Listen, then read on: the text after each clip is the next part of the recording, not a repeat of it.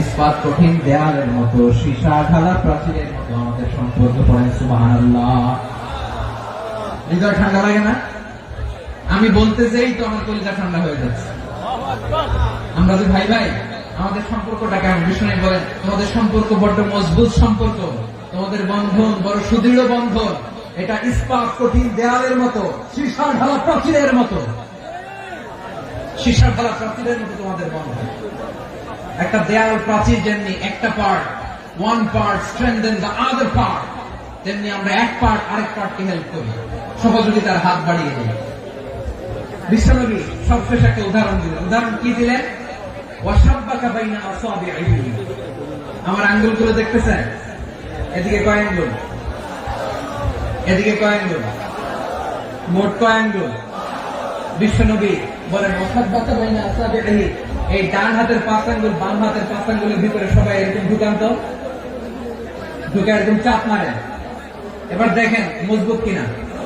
সুবহানাল্লাহ পড়বেন না? বিষ্ণু বললেন ডান হাতের 5 আঙ্গুল বাম হাতের 5 আঙ্গুলের মধ্যে ঢুকিয়ে দিলে যেমন শক্ত আর মজবুত, মুমিন ভাইদের মধ্যে সম্পর্ক এমন মজবুত। পড়েন সুবহানাল্লাহ। এরকম 5 আঙ্গুল ঢুকিয়ে শক্ত করে এরকম মজবুত। আল মুমিন বিল মুমিনি কাল বুনিয়ান ইসুদ্দু বা'দুহু বা'দা ওয়াসাব্বাকা বাইনা আসাবিহি। তাহলে আমরা এক উম্মত, আমরা এক উৎস থেকে এসেছি, আমরা এক দেহ এক প্রাণ, আমাদের সম্পর্ক বড় মজবুত। এবার আল্লাহরে বললাম, আল্লাহ আমাদের সম্পর্কটার একটা নাম দিয়া দেন। আমাদের এই চমৎকার সম্পর্কের একটা নাম থাকার দরকার আছে না নাই? রব্বুল আলামিন আমাদের সম্পর্কের একটা চমৎকার নাম দিলেন। নামটা হচ্ছে ভাই ভাই সম্পর্ক। কি সম্পর্ক? ফিল করে না, এই জন্য মুখ দিয়ে বেরো না। ভাই ভাই, আমরা একে অপরের কি? তো ভাইয়ের যে তুমি ঢিল মারলা একটু আগে, একটু আগে যে ঢিল মারলা, পানি মারলা, আল্লাহ আমাদেরকে তুমি মাফ করো। আমরা ভাই ভাই, কিন্তু তাবলীগের দাওয়াতের কাজ করতে যে এক ভাইয়ের হাতে আরেক ভাই খুন হয়, এমন নজরে এই দেশে আসরা নাই। কি করে পারলে তুমি? হ্যাঁ, দিনের প্রচার করতে যে তোমার ভাইয়ের রক্তে তুমি হাত রাখালে কি করে? আমাদের সম্পর্কের নাম দিয়েছে আল্লাহ তাআলা ভাই ভাই। আমরা বললাম আল্লাহ আমরা এক উৎসব, এক উম্মত, এক দেহ এক প্রাণ, আমাদের সম্পর্কের একটা নাম দিয়ে দেন। রব্বুল আলামিন বললেন ইন্নামাল মুমিনুনা ইখওয়াতুন ফাসলিহু বাইনা আখাওয়াইকুম ওয়াত্তাকুল্লাহ লাআল্লাকুম তুরহামুন। নিশ্চয়ই মুমিনরা হলো ভাই ভাই, নিশ্চয় তোমরা মুমিনরা ভাই ভাই, তোমাদের সম্পর্কের নাম তোমরা পরস্পর ভাই ভাই। এই ভাই ভাইয়ের মধ্যে যদি বিরোধ লাগে তাহলে আপোষ মীমাংসা করে দাও, শান্তি সমঝোতা করে দাও। আল্লাহকে ভয় করো, রহমত নাযিল করবে কে? ভাই ভাইয়ের মধ্যে যদি বিরোধ হয় কি করবেন? আরো লাগাই দিবেন নাকি? হ্যাঁ, মাশাআল্লাহ, মিটাই দিবেন। তোমরা ভাই ভাই, ভাই ভাই বিরোধ হলে আপোষ মীমাংসা করে দাও, শান্তি সমঝোতা করো, মজা নিয়ে না। পেকুয়াতে আপনার বাড়ির পাশে আপন 2 ভাই মারামারি লাগছে, আপনি দেখলে কি করেন? অনেকে মজা নেয়। অনেকে কি করে? মজা নেয়, আরেকটু লাগে। আবার বলে হাত থাকতে মুখে কি বলে? কপাল পোড়া, কপাল পোড়া। আফসোস তাদের জন্য, কপাল পোড়া। ভাই ভাই ঝগড়া লাগলে বলবেন যে হাত থাকতে মুখে কি, নাকি? কলিজা কাঁপে না আপনার? আপনি যে মজা নেন। আমরা ভাই ভাই, মজা নেওয়া যাবে না, মিলিয়ে দিতে হবে। খুব শান্ত ছিল, আবার দিকে ওঠা বসা করতেছে। আমি আর অল্প কয়েক মিনিট নিব, মিস করবেন। ডিস্টার্ব করলে আমার মাথা থেকে পয়েন্ট ছুটে যাবে। আর যদি আল্লাহর কোরআনের দিকে তাকিয়ে আর কয়েকটা মিনিট স্যাক্রিফাইস করতে পারেন, জীবন উজালা করে দিবে কে? আল্লাহর ওয়াস্তে কয়েক মিনিট এভাবে থাকেন। মুমিনদের আল্লাহ একটা সম্পর্ক জুড়ে দিলেন, সম্পর্কের নাম ভাই ভাই। আমরা সবাই কি? আওয়াজ করে বলেন, আমরা সবাই কি? আর উখুয়া, ব্রাদারহুড। সুবহানাল্লাহ, কত চমৎকার ইসলাম আমাদেরকে শিখিয়েছে। ভ্রাতৃত্ব 3 ধরনের। পেকুয়ার ভাইয়ের আওয়াজ করে বলেন কয় ধরনের? একটা হচ্ছে উখুয়া আল ইনসানি, হিউম্যান ব্রাদারহুড, মানবিক দিক থেকে ভাই, যারাই মানুষ তারাই আমার ভাই। পেকুয়ায় হিন্দু পাড়া আছে নাকি, বড়ুয়া পাড়া আছে নাকি, এরাও কিন্তু আমাদের ভাই। এরা কি কথা কয়, এরা কি কোন দিক থেকে? মানবিক দিক থেকে, কারণ তারাও মানুষ, আমরাও এদিক থেকে ভাই। এটাকে বলে হিউম্যান ব্রাদারহুড, আল উখুয়া আল ইনসানি। ভ্রাতৃত্বের আরেকটা রূপ হচ্ছে আল উখুয়া আন নাসাবিয়্যা, রক্তের সম্পর্কের ভাই, আমার আপন ভাই। 3 নম্বর প্রকার হচ্ছে আল উখুয়া আদ-দীনিয়া, দ্বীনি ভাই। এটা নিয়ে কথা বলতেছেন, দ্বীনি ভাই। এই যে পেকুয়া, আজকে লক্ষ মানুষের জনসমুদ্র, আমরা একে অপরের কি ভাই? দ্বীনি ভাই। আওয়াজ করে বলেন তো কি ভাই? এই দ্বীনি ভাই, মানবিক ভাই, রক্তের সম্পর্কের ভাইকেও ছাড়িয়ে যায়। এটা ফিল করতে হবে। পেকুয়ার জেনজি, এই আমার দ্বীনি ভ্রাতৃত্ববোধ। ফিলিস্তিনে বোমা ফুটলে যে আমি তাহাজ্জুদের জায়নামাজে কাঁদি, কাশ্মীরের ভাইরা আক্রান্ত হলে যে আমার বুক ফেটে কান্না আসে, কারণ আমরা দ্বীনি ভাই। আমরা কি ভাই? দ্বীনি ভাই। সম্পর্কের দিক থেকে এটা সবচেয়ে মজবুত, এটা আমাদেরকে ফিল করতে হবে। সম্পর্কের দিক থেকে এটা কি সবচেয়ে মজবুত? দ্বীনি ভাই। বদরের প্রান্ত, এদিকে কুরাইশরা, এদিকে মুসলিমেরা। কুরাইশের মধ্যে, কুরাইশ গোষ্ঠীর মধ্যে অনেকে আছে বাবা, তার কলিজার টুকরা ছেলে মুসলিম সেনাবাহিনীর দিকে দাঁড়ানো, মুখোমুখি 2টা ব্যাটালিয়ন সেনাবাহিনী, কুরাইশদের বাহিনী, মুসলিম বাহিনী। কুরাইশদের এখানে বাবা, এখানে ছেলে, কুরাইশদের এখানে ছেলে, এখানে বাবা। ইসলাম তাদেরকে পৃথক করেছে। আর মুসলিম সেনাবাহিনীর মধ্যে কেউ কাউকে চিনে না, কেউ আনসার, কেউ মুহাজির, কেউ ছোট, কেউ বড়, কেউ দাস, কেউ মালিক, সব মিলেমিশে একাকার। কিসে তাদেরকে আবদ্ধ করলো? এই দ্বীনি ভ্রাতৃত্ব। চিল্লায় বলো ঠিক কিনা? এজন্য আল্লাহ বলেন, ইন্নামাল মুমিনুনা ইখওয়াতুন ফাসলিহু বাইনা আখাওয়াইকুম ওয়াত্তাকুল্লাহা লাআল্লাকুম তুরহামুন। খবরদার শুনে রেখো, তোমরা মুমিনরা হলো ভাই ভাই। পেকুয়ার ভাইরা আওয়াজ করে বলো আমরা কি? আর জোরে বলো আমাদের সম্পর্ক কি? ভাই ভাই সম্পর্ক। ফাসলিহু বাইনা আখাওয়াইকুম, যদি ভাইয়ে ভাইয়ে বিরোধ হয় মজা নিও না। মুখ থাকতে, হাত থাকতে মুখে কি এমন মন্তব্য করো না, আরো লাগিয়ে দিতে যেও না। মিলিয়ে দাও, শান্তি সমঝোতা করে দাও, কারণ তোমরা সবাই হলে দ্বীনি ভাই। আমরা কি দ্বীনি ভাই? মিলিয়ে দিবেন। আমার পেকুয়ার ভাইরা, 2জন ঝগড়া লাগলে মিলিয়ে দিলে যে কত সওয়াব, এটা আমরা অনেকে জানি না। 2জন ঝগড়া লাগছে, আচ্ছা আপনাদের কোথাও এলাকায় আগুন লাগলে আপনারা কি ঢালেন? পানি। অনেকে ওই জায়গায় তেল ঢালে, এরকম ডাকাইতেছে না? নাই। আগুন নিবানোর জন্য ঢালতে হবে কি? একদল এখানে কি ঢালে? আল্লাহ তাআলা এরকম মাইন্ডসেটের, মানসিকতার হওয়া থেকে আমাদেরকে তুমি বাঁচাও। ঝগড়া লাগলে মিলিয়ে দিবেন। কি করবেন? 3 জায়গায় প্রয়োজনে মিথ্যা বলা যায়। কয় জায়গায় মিথ্যা বলতে? তাওরিয়া, আমি কথাকে ঘুরিয়ে বলবেন। 1 নাম্বার, আপনার ওয়াইফকে খুশি করার জন্য। সে একটু এরকম না বলে একটু কৌশল করে বললে খুশি হবে, এটা বলা যায়। 2 নাম্বার, জীবন মরণের ব্যাপার, জান বাঁচানোর জন্য একটু কৌশল করে ঘুরিয়ে বললেন, এটা যায়। 3 নাম্বার, 2জন ঝগড়া লাগছে, তাদেরকে মিলিয়ে দেওয়ার জন্য কৌশল করে একটু মিথ্যা বলা, ঘুরিয়ে বলা যায়। 2জনের মধ্যে দেখলেন যে সম্পর্ক খারাপ, একজনকে বললেন ভাই, সে তো ওই দিন আপনার ব্যাপারে অনেক প্রশংসা। কি আমার ব্যাপারে প্রশংসা? তার সাথে তো আমার মারাত্মক সম্পর্ক। কি বলবো? এই বললো আপনি নাকি এই করছেন, ওই করছেন, অনেক প্রশংসা।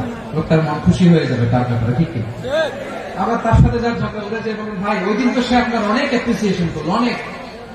সে তো অবাক, তিনি বলে আমার এই যে 2জনের ব্যাপারে 2জনের একটু ভালো ভালো কথা বলে দিচ্ছেন, একদিন দেখবেন রাস্তা দিয়ে হাঁটার সময় একে অপরকে সালাম দিয়ে ফেলছে, সালাম দিয়ে বুকে জড়ায় ধরছে, আছে না নাই? আবার মিলমিশ হয়ে গেছে। এটা আমাদের স্বভাব হইল, 2 প্রতিবেশী যদি একসাথে বসে, একসাথে হাঁটে, দূর থেকে দেখলে আমাদের জলে, আছে না নাই? ঘটনা কি? এই 2টার মধ্যে এত মিল কেন?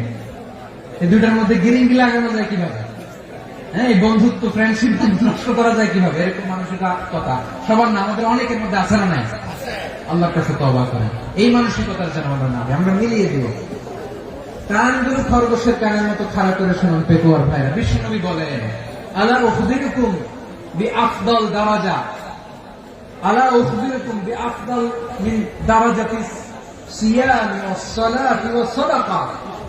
হে আমার উম্মতেরা, নামাজ, রোজা, দান, দেখেন নামাজ, রোজা, দানের চেয়েও বড় কোন শ্রেষ্ঠ ইবাদতের কথা আমি কি তোমাদের বলবো না? সাহাবারা তো অবাক, বলে কি নামাজের চেয়ে বড় ইবাদত, রোজার চেয়ে বড়, দান করার চেয়ে বড় ইবাদত? সাহাবীরা বললেন বালা ইয়া রাসূলুল্লাহ, নবী বলেন, বিশ্বনবী বললেন নামাজের চেয়েও বড়, রোজার চেয়েও বড়, যাকাতের চেয়েও বড়, সাদাকার চেয়েও বড় একটা ইবাদত আছে, আমি কি তোমাদের বলবো না? সাহাবারা বললেন ইয়া রাসূলুল্লাহ, বালা অবশ্যই বলবেন, সেটা কি? বিশ্বনবী বললেন ইসলাহু যাতিল বাইন। দুইজন যখন ঝগড়া লেগেছে, তোমার দুই ভাই যখন ঝগড়া লেগেছে, এই দুইজনের মধ্যে বিরোধ মিটিয়ে মীমাংসা করে দেয়া হচ্ছে সবচাইতে সেরা কাজ। দুইজন ঝগড়া লাগছে, ইসলাহু যাতিল বাইন, দুইজনের মধ্যে মিলিয়ে দেয়া, এটা নামাজ, রোজা, সাদাকার চেয়ে বেশি সওয়াব। সুবহানাল্লাহ, এত আসতে সুবহানাল্লাহ। হ্যাঁ, ওয়াত্তাকুল্লাহ ওয়া আসলিহু যাতা বাইনিকুম, সূরা আনফাল। আল্লাহ বলেন আল্লাহরে ভয় করো, ঝগড়া লাগলে মজা নিও না, ওয়াত্তাকুল্লাহ, আল্লাহরে ভয় করো, ফাসলিহু যাতা বাইনিকুম, মিলিয়ে দিও। তাহলে আমরা মিলাই দিব, রাজি আছেন তো? তাহলে আমরা এক উম্মাহ, এক উৎস থেকে এসেছি, এক দেহ এক প্রাণ, আমাদের সম্পর্ক বড় মজবুত, শিশারালা প্রাচীরের মতো, কেউ টলাতে পারে না, কেউ ভাঙতে পারে না, ঠিক কিনা? আবার আমাদের সম্পর্ক হলো ভাই ভাই, আমরা ঐক্যবদ্ধ থাকার জন্য দুনিয়ায় এসেছি। কেমন করে ঐক্যবদ্ধ থাকতে হয় দুনিয়াবাসীকে শেখানোর জন্য এসেছি। আল্লাহ বলেন ও নবী, শুধু মুসলমানের মধ্যেই ঐক্য করলে হবে না, প্রয়োজনে ইহুদি নাসারাদের সাথে ঐক্য গড়ে তোলো। কথা শুনতেছেন? প্রয়োজনে আহলে কিতাবদের সাথে ঐক্যবদ্ধ হওয়ার আদেশ দিয়েছে কে? সবাই বলতে হবে, আওয়াজ করে বলেন। আহলে কিতাব, ইহুদি নাসারাদের সাথেও প্রয়োজনে ঐক্যবদ্ধ হওয়ার ঘোষণা দিয়েছে কে?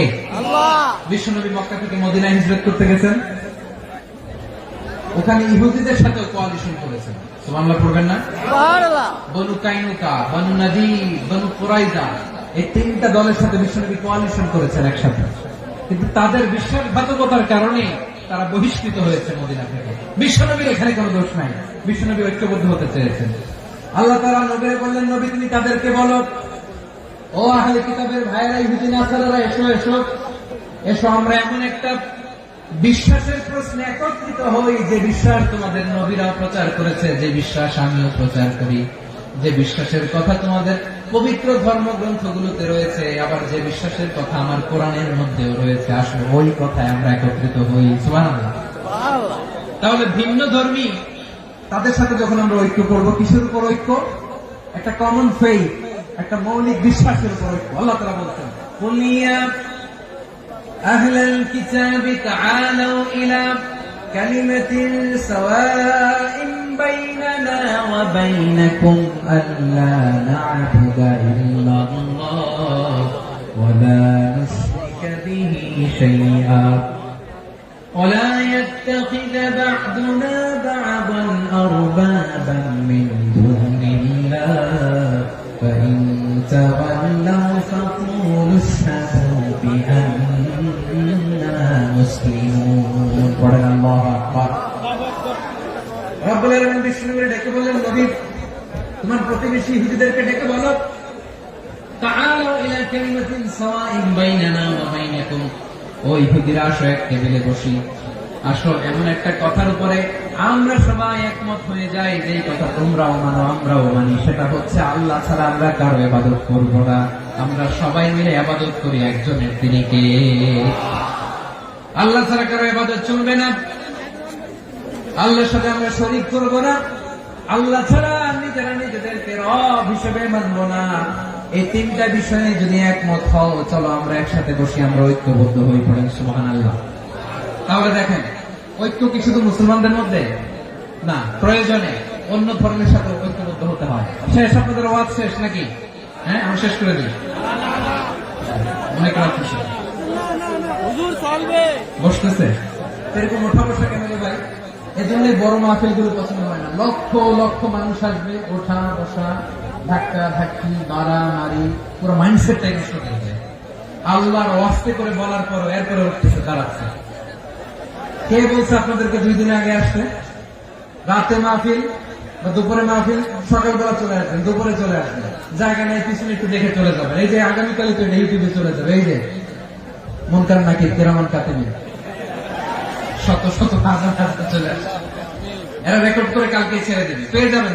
তো এখানে ধাক্কা ধাক্কি মারামারি ওঠা বসাটা ঠিক না।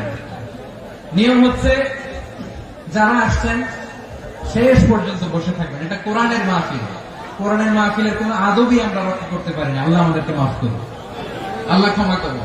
ধাক্কা ধাক্কি মারামারি করে ওঠা বসা করে মাহফিলের সৌন্দর্য আমরা নষ্ট করে দিচ্ছি। আল্লাহর রাস্তায় কয়েকটা মিনিট বসেন। আমি মনে করতেছি এই কথাগুলো খুব গুরুত্বপূর্ণ। মাত্র আর 2-1টা কথা বলে আমি শেষ করে দেবো ইনশাআল্লাহ। আর দেরি করবো না, 2-1 মিনিট একটু বসেন, একটু বসেন মেহরবানি করে। প্রিয় ভাইরা, ঐক্য, আমার দিকে তাকান। আল্লাহর রাস্তায় মুখ দিয়ে একটা আওয়াজ উচ্চারণ করবেন, আল্লাহর রাস্তায়। চলে যেতে চাইলে চলে যান।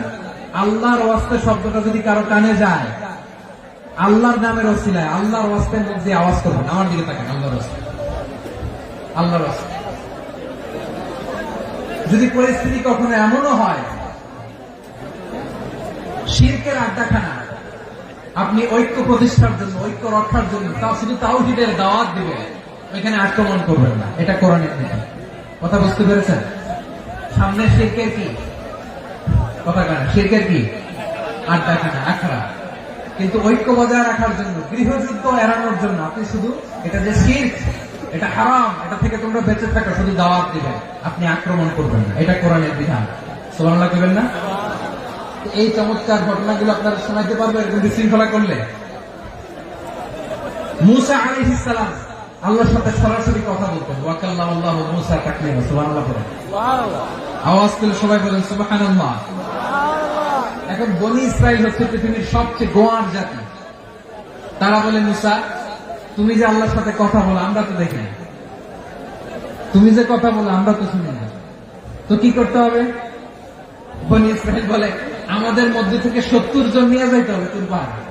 ওরা আইসা যদি কয় হ্যাঁ আমরা শুনছি, তাহলে বিশ্বাস করবো।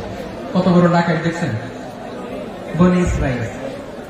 এদের চেয়ে গোয়ার জাতি নাই। এত গোয়ার তুমি করেছো মুসা আলাইহিস সালামের সাথে। তুমি যে আল্লাহর সাথে কথা বলে আমরা তো দেখি, কি করবো? 70 জন আমাদের বন্ধু বান্ধব যে দেখে তারা বললো ওকে 70 জন নিয়ে গেল। মুসা আলাইহিস সালাম হারুন আলাইহিস সালামকে খেলাফা দিয়ে গেলেন, আল্লাহ ওনাকে নবী বানালেন। মুসা আলাইহিস সালাম বললেন, হারুন খবরদার, বনি ইসরায়েলের মধ্যে তাওহীদের বাণী প্রচার করবা, ঐক্য ধরে রাখবা, বিচ্ছিন্ন হতে দিবে না। চলে গেছে। এইদিকে বনি ইসরায়েলের এক দুষ্ট লোক ছিল, নাম সামিরি। কি নাম? সামিরি। সে সবাই বলল তোমাদের স্বর্ণগুলো পালাও। স্বর্ণগুলো ফেললো, বনি ইসরায়েলের স্বর্ণগুলোকে গলিয়ে সে একটা গরুর বাচ্চা বানালো। গোবৎস। কিসের বাচ্চা? দেখেন গরুর পূজা কিভাবে শুরু হয় পৃথিবীতে প্রথম, গোবৎস পূজা, গরুর বাচ্চার পূজা কিভাবে। সে স্বর্ণ গলি গরুর বাচ্চা করে জিবরাইল আলাইহিস সালাম যে জমিনে এসেছিলেন, ওই ফেরেশতার পায়ের নিচে একটু মাটি সে বুদ্ধি করে প্যাকেটে রেখে দিয়েছিল। সে গরুর বাচ্চা বানায় স্বর্ণ দিয়ে গলিয়ে ওই মাটি এটার মধ্যে ঢুকাই দিচ্ছে বেলকে দেওয়ার জন্য।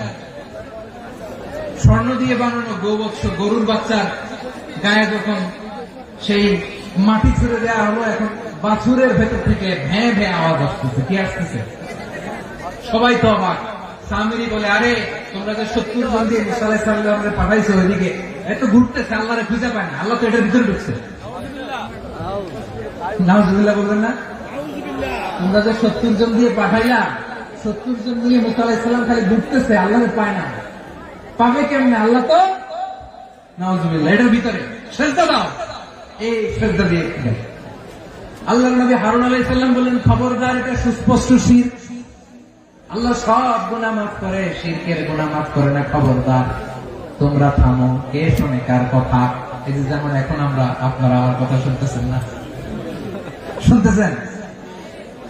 হারুন আলাইহিস সালাম বললেন, খবরদার, এই শিরকি কাজে তোমরা সংযুক্ত হয়েও না। তোমাদের কি মনে নাই আমার ভাই মুসা আলাইহিস সালাম কি বলছে? আল্লাহ শিরক মাফ করে না। খবরদার, শিরক করো না, আল্লাহরে ভয় করো। হারুন আলাইহিস সালাম তাদেরকে বুঝালেন, শিরক করো না, আল্লাহরে ভয় করো। শুধু এতটুকু তিনি বুঝালেন, দাওয়াতি কাজ পালন করলেন, কিন্তু প্রতিরোধ করেন নাই, সশস্ত্র সংগ্রামে লিপ্ত হন নাই, বাধা দেন নাই, কারণ গৃহযুদ্ধ বেড়ে যেতে পারে। উনি ভাবলেন আমি যদি আমার বাহিনী নিয়ে দাওয়াত দেওয়ার সাথে সাথে প্রতিরোধ করি, আক্রমণ করি, ওরাও আমারে আক্রমণ করবে, ব্লাডশিড হবে, রক্তপাত, এমন অবস্থা হবে বনি ইসরায়েলের মধ্যে যেটা হয়তো আমার ভাই মুসাও কন্ট্রোল করতে পারবে না। সুবহানাল্লাহ কইবেন না? এক একজন নবীকে আল্লাহ তাআলা কি ইন্টেলেক্ট দিয়ে পাঠিয়েছেন। তিনি ভাবলেন আমি দাওয়াতি কাজটাই করি, এটা যে হারাম এটা থেকে শুধু বারণ করি, কিন্তু প্রতিরোধ না করি। আমি যদি ঐক্য ধরে রাখতে পারি, বাকিটা আমার ভাই সামনে নেবে। সুবহানাল্লাহ। হারুন আলাইহিস সালাম প্রতিরোধ করলেন না, বনি ইসরায়েলের মধ্যে গৃহযুদ্ধ বেঁধে যাওয়ার আশঙ্কায় প্রতিরোধ করলেন না, আক্রমণ করলেন না, শুধু দাওয়াত দিলেন। ইন দ্য মিন টাইম মুসা আলাইহিস সালাম আল্লাহর সাথে কথা বলে যখন ফিরে আসলেন, দেখলেন বনি ইসরায়েলের অধিকাংশ লোক মুশরিক হয়ে গেছে। মুশরিক হয়ে গেছে। মুসা আলাইহিস সালাম রেগে গেলেন। রেগে প্রথমে বনি ইসরায়েলদেরকে অ্যাটাক না করে ভয়ের দাড়ি ধরলেন। হারুন আলাইহিস সালামের দাড়ি আর চুল মেজাজে জ্বলেছিলেন। হারুন তুমি কি করলা? তোমার কি দায়িত্ব দিয়ে গেল? তুমি কি করলা? তুমি থাকতে বনি ইসরায়েল কেমন করে শিরকের কাজে নিমজ্জিত হয়ে যায়? সাইয়েদনা হারুন আলাইহিস সালাম বললেন ইন্নী, কোরআন সাক্ষী, কোরআন থেকে কোট করছি, ইন্নী خشيت أن تقول فرقت بين بني إسرائيل ولم ترقب قولي।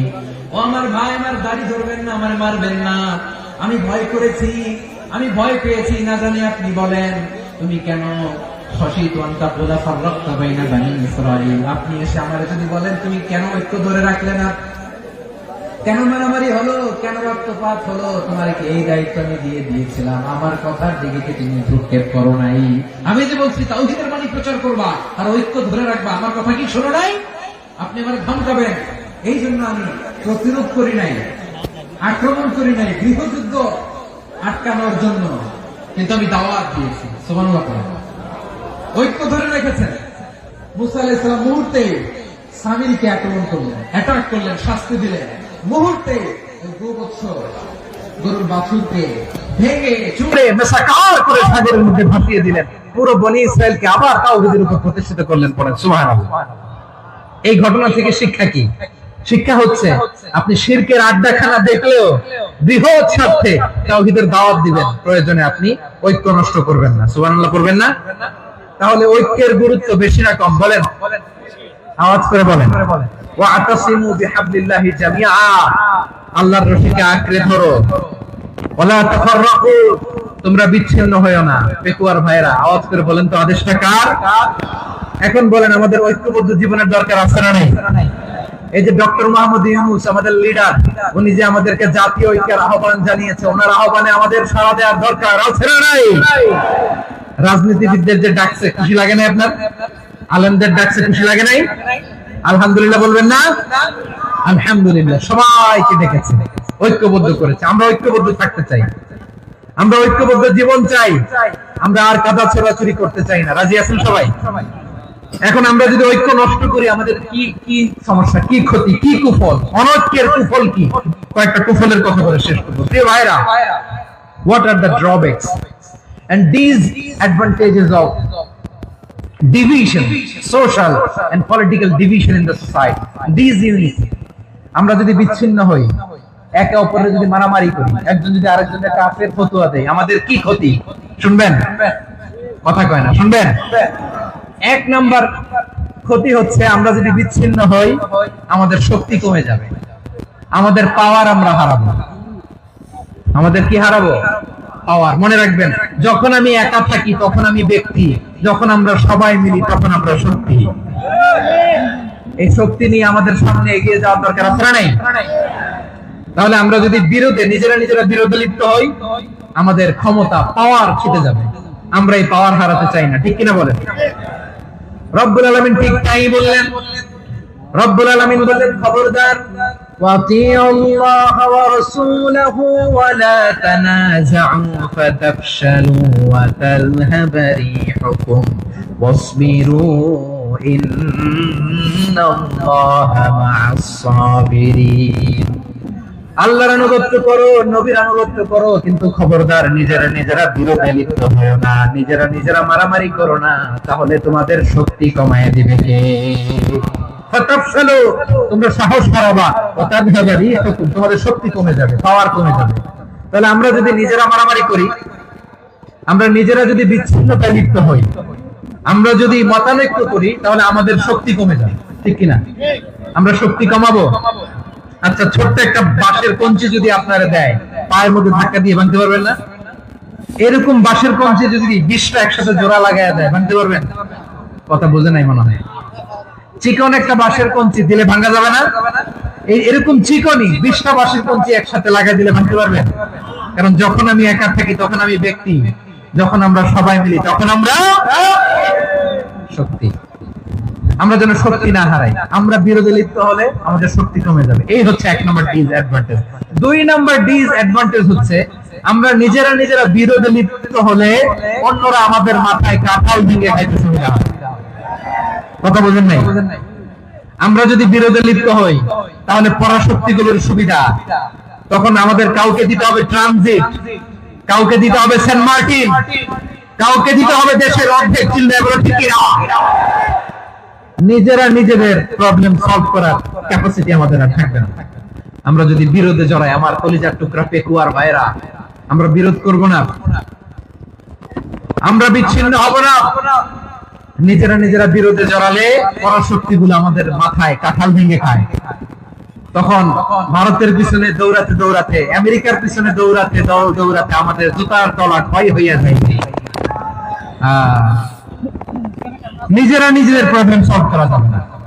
আমরা যদি অন্যের পিছনে না দৌড়াতাম আর এই বিরোধকে থামাতে পারতাম, বাংলাদেশ আজকে যেখানে আছে তার কমপক্ষে 50 গুণ সামনে থাকতে চিল্লা বলে ঠিক না। তাহলে 1 নম্বর ক্ষতি হচ্ছে আমাদের পাওয়ার লেস হয়ে যায়, আমরা দুর্বল হই যদি আমরা বিরোধ করি। 2 নম্বর হচ্ছে পরাশক্তিগুলোর সুবিধা নেয়। 3 নম্বর হচ্ছে আমাদের উন্নয়ন, দেশের উন্নতি, অগ্রগতি এটা স্থবির হয়ে যায়, এটা বাধাগ্রস্ত হয়। প্রিয় ভাই, ইউনিটি, ঐক্য হচ্ছে একটা দেশের উন্নয়নের মূল ভিত্তি। দুইজন কইছে ঠিক, এদিকে এখন কয়েকজন কইছে ঠিক। ঐক্য হচ্ছে একটা দেশের, জাতীয় ঐক্য হচ্ছে কোন দেশের উন্নয়ন অগ্রগতির মূল ভিত্তি, ঠিক কিনা বলেন? Unity, unity of a country, এটা হচ্ছে একটা সাস্টেইনেবল ডেভেলপমেন্ট, সোশ্যাল স্ট্যাবিলিটির জন্য এটা অনেক গুরুত্বপূর্ণ। এজন্য বিরোধের কোন স্থান আমরা দিব না, আমরা ঐক্যবদ্ধ থাকবো ইনশাআল্লাহ বলেন। আর কখনো কাউরে কাফের বলে গালি দিবেন, তুই জাহান্নামী বলবেন, ঝগড়া লাগলে লাগাই দিবেন, তাহলে কি করবেন? মিলাই দিব। আওয়াজ করে বলেন কি করব? প্রিয় ভাইরা, এই বিরোধ গত 50 বছর তো আমরা দেখেছি, ধর্মীয় অঙ্গন বলেন, সামাজিক অঙ্গন বলেন, রাজনৈতিক অঙ্গন বলেন, এই বিরোধ আমাদেরকে শেষ করে দিয়েছে। এই 24-এর ছাত্র নাগরিক অভ্যুত্থানের পরেও যদি সেই বিরোধ আমাদেরকে খায়, তাহলে এতগুলো তাজা জেনজির রক্ত বৃথা যাবে, চিল্লায় বলে ঠিক না। আমরা এই রক্তগুলোকে বৃথা দিতে চাই না, বৃথা যেতে দিতে চাই না। আমরা ঐক্যবদ্ধ থাকতে চাই। রাজি আছেন? আমরা আর কাদা ছড়াছড়ি করবো না। অনেক হয়েছে, আন্না, এবার থামো না। অনেক হয়েছে, আন্না। প্রথমেই আমি এদেশের সম্মানিত আলেম সমাজকে বিনয়ের সাথে অনুরোধ করব, আসুন আমরা ঐক্যবদ্ধ হই। আজকের এই পেকুয়ার ঐতিহাসিক তাফসীরুল কোরআনের প্রোগ্রাম থেকে আমি সম্মানিত আমার মাথার তাজ উলামাদেরকে জাতীয় ঐক্যের আহ্বান জানাই।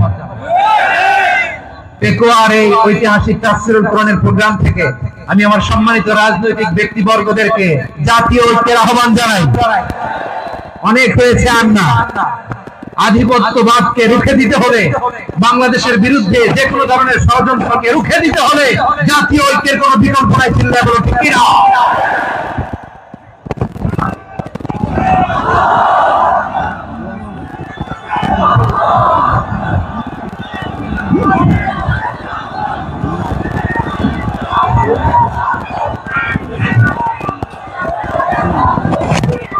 আমার প্রিয় ভাইয়েরা, আমার ভাইয়েরা, আর কাদা ছড়াছড়ি করব না, ইনশাআল্লাহ বলেন। আল্লাহুম্মা ফাশহাদ, আল্লাহ তুমি সাক্ষী থাকো, আল্লাহ তুমি তৌফিক দাও। আওয়াজ করে পড়েন আমিন। আর একে অন্যকে কাফির বলে গালি দিব না, ঠিক কিনা বলেন? রাজি আছেন? ধ্বংস করে দিয়েছি আমরা আমাদেরকে। আপনারা হালাকু খানের নাম শুনেছেন? মঙ্গল অধিপতি হালাকু খান বাগদাদের আমাদের বিশাল দারুল হিকমা লাইব্রেরি ধ্বংস করেছে। 10 লক্ষ মুসলমানদেরকে কচুকাটা করে গণহত্যা করেছে, জানেন? আমাদের সভ্যতা সূতিকাগারের কেন্দ্রবিন্দু ছিল বাগদাদ। ইরাকের বাগদাদে যেদিন সে রক্ত নিয়ে হোলি খেলা করে, রক্তের হোলি খেলা যেদিন হয়, ওই দিনও বাগদাদে বাহাস চলতেছিল। আমাদের বাহাস কি চলতেছিল? আপনাদের এলাকায় বাহাস আছে? এই প্রচলিত বাংলাদেশের যে বাহাস, এটার সাথে ইসলামের কোন সম্পর্ক আছে? এই পর্যন্ত বাহাসের পরে পরাজয় বরণ করছে এরকম কোন দল আপনারা পাইছেন? আমি পাই নাই। প্রত্যেক দলই বাহাসের পরে সংবাদ সম্মেলন করে বলে আমরা জয়লাভ করিয়াছি, ওনারা পালাইয়া চলিয়া গিয়াছে। আছে না নাই? কারণ সত্য জানার জন্য, সত্য মানার জন্য আসে না, তো নিজের জ্ঞান জাহির করার জন্য বাহাস করে। বিপক্ষ দলের আলেমকে ছোট করার জন্য বাহাস করে। এই বাহাসের স্থান ইসলামে নাই, চিল্লা বলো ঠিক কিনা? এই সমস্ত বাহাসের দিন শেষ, ঐক্যবদ্ধ হওয়ার বাংলাদেশ। প্রিয় ভাইরা, হালাকু খান সে দারুল হিকমা লাইব্রেরি জ্বালিয়ে পুড়িয়ে এই সব দামি দামি বইগুলো, আমাদের দামি দামি ঐতিহাসিক পুরাসিক ক্লাসিক বইগুলোকে দজলা নদীতে ফেলেছে। পুরা দজলা নদী কালো হয়ে গিয়েছে। 10 লক্ষ মুসলমানকে গণহত্যা চালিয়ে এই রক্তের বন্যা যখন দজলা নদীর পানিতে মিশে গিয়েছে, দজলা নদীর পানি লাল হয়ে গিয়েছে। যেই দিন বাগদাদে গণহত্যা চলে, ওই দিনও বাগদাদে বাহাস চলতেছিল। কিসের বাহাস জানেন? মেসওয়াক, ডান মারি থেকে করা সুন্নাহ, এটা আমরা জানি। এখন কি উপরের মারি না, নিচের মারি? বাহাসের বিষয়। এই বাহাস করবেন আপনারা। বিশ্ব যখন এগিয়ে চলেছে, আমরা তখন বসে বিবি তালাকের ফতোয়া খুঁজেছি কোরআন হাদিস চষে। তালাক ইসলামের অনেক গুরুত্বপূর্ণ অনুষঙ্গ। তালাক কোরআনের একটা সূরা। কিভাবে তালাক হবে না হবে আমাদের ফুকাহায়ে ইকরাম, আমাদের আকাবেররা সব বলে গিয়েছে, সব জানা। আপনি হয় এটা মানবেন, নয় ওইটা। ওইটা নিয়ে বাহাসের দরকার নাই, ওইটা নিয়ে মারামারির স্থান ইসলামে নাই। আওয়াজ করে বলেন ঠিক কিনা? এখন পেকুয়ার ভাইরা, শেষ কথা বলি, আওয়াজ করে বলেন আমরা ঐক্যবদ্ধ হতে চাই কি চাই না? চান? এই যে আমি বিনয়ের সাথে আলেম সমাজকে জাতীয় ঐক্যের আহ্বান জানালাম, এটার সাথে আপনারা সংহতি প্রকাশ করেছেন? বিনয়ের সাথে আজকের এই পেকুয়ার ময়দান থেকে আমাদের রাজনৈতিক নেতৃবৃন্দদেরকে জাতীয় ঐক্যের আহ্বান জানাই, আপনারা সংহতি প্রকাশ করেছেন? এখন এটা রোড ম্যাপ কি, কিভাবে আমরা ঐক্য প্রক্রিয়াতে এগিয়ে যাব? শেষ কথা বলি, একেবারে সহজ। আমাদের ওলামা মাশায়েখদেরকে, আমার মাথার তাজ, তাদেরকে আমরা বলি, এই যে আমরা ঐক্যবদ্ধ হই নাই, আমরা কি বড় কিছু অর্জন করে ফেলছি? বলেন, আমরা কি খুব পাওয়ার সম্মানের জায়গায় আছি? খুব স্ট্রেংথের জায়গায় আছি? তো কিছুই তো নাই। আপনি ঐক্যবদ্ধ হইলে সমস্যা কোথায়? এমন তো না ঐক্যবদ্ধ না হওয়ার কারণে এতদিন আপনার অনেক কিছু ছিল, ঐক্যবদ্ধ হলে আপনি হারাবেন, এমন তো না। তো কিছুই যেহেতু আপনার নাই, আমার নাই, ঐক্যবদ্ধ হলে আমরা সমস্যা কোথায়? ঐক্যবদ্ধ হয়েই দেখি না, ঠিক কিনা? ঐক্যবদ্ধ হওয়ার দুইটা ওয়ে। রাজনৈতিক ঐক্য কিভাবে হবে? রাজনৈতিক সম্মানিত নেতারা ঠিক করবেন। আলেমরা কিভাবে ঐক্যবদ্ধ হবেন? শেষ কথা বলে শেষ করছি, খুব গুরুত্বপূর্ণ। This is the punching line. এদিকে তাকান। ঐক্য হবে দুইটা পদ্ধতিতে। একটা হচ্ছে কমন গ্রাউন্ড নিয়ে, বেসড অন কমন গ্রাউন্ড। যেমন ধরেন, আমরা নামাজ কায়েম করতে চাই, জামাত ইসলাম এই কথার উপর একমত আছে না নাই? নামাজ কায়েম হোক, একমত না জামাত ইসলাম? হেফাজত একমত না? ইসলামী আন্দোলন একমত না? তাবলীগের ভাইয়েরা একমত না? পীরের মুরিদেরা একমত না? আপামর তাওহীদি মুসলিম জনতা একমত না? তাহলে নামাজ কায়েম করতে হবে। নামাজ কায়েম করতে হবে এই কমন গ্রাউন্ডে আমরা সবাই একমত, ঠিক কিনা? যাকাত আদায় করতে হবে, সবাই একমত, ঠিক কিনা? কথা নাই, কথা নাই। যাকাত আদায় করতে হবে, সবাই একমত, ঠিক কিনা? নারীদের পর্দা করতে হবে, শালীন পোশাক করতে হবে, একমত সবাই, ঠিক কিনা? বৈষম্য বিরোধী বাংলাদেশ চাই, সবাই একমত, ঠিক কিনা? Meritocracy, meritocracy. আর কোন মামা চাচার ফোনে পদ দিলে হবে না, মেধার ভিত্তিতে সবগুলো পদ ঠিক করতে হবে, চিল্লায় বলো ঠিক কিনা? আমরা একমত না? স্বাধীনতা সার্বভৌমত্বের প্রশ্নে আমরা সবাই একমত, ঠিক কিনা? আমার নবীরে গালি দিলে রাষ্ট্রীয়ভাবে সর্বোচ্চ শাস্তি তার নিশ্চিত করতে হবে, ঠিক কিনা? এরকম 10টা কমন গ্রাউন্ড আমাদেরকে 1 2 3 4 5 10 এই 10টা কমন গ্রাউন্ডে আমরা সবাই এক। এই ইউটিউবার, এই যে ইউটিউবার, এই এদিকে তাকাও। 10টা কমন গ্রাউন্ডে আমরা সবাই এক। এই 10টা কমন গ্রাউন্ডকে সামনে রেখে বিশাল জনসমাবেশ করেন সোহরাওয়ার্দীর ময়দানে। সবাই আসেন, জামাত ইসলাম, হেফাজতে ইসলাম, ইসলামী আন্দোলন, পীরের মুরিদ, তাবলীগ, খেলাফত মজলিস সবাই একসাথে হন। তাহলে সবাই জানবে যে এই 10টা বিষয়ে আমরা একমত। বলেন, এই এই ঐক্যতে আপনার দরবার যাবে, দরবার নষ্ট হবে, আপনার দল নষ্ট হবে, আপনার আকীদা নষ্ট হবে না। আমার মাথার তাজ সম্মানিত ওলামায়ে একরাম, এই 10টা কমন গ্রাউন্ডে যদি এক হন, আপনার আকীদা নষ্ট হবে। আপনার আকীদা আপনার, আমার আকীদা আমার, আপনার দল আপনার, আমার দল আমার, আপনার পলিসি আপনার, আমার পলিসি আমার, কারো কিছু নষ্ট হবে না। কিন্তু যে বিষয়ে আমরা সবাই একমত, এরকম 10টা মৌলিক পয়েন্টে আমরা একমত হতে চাই কি চাই না? একমত হন।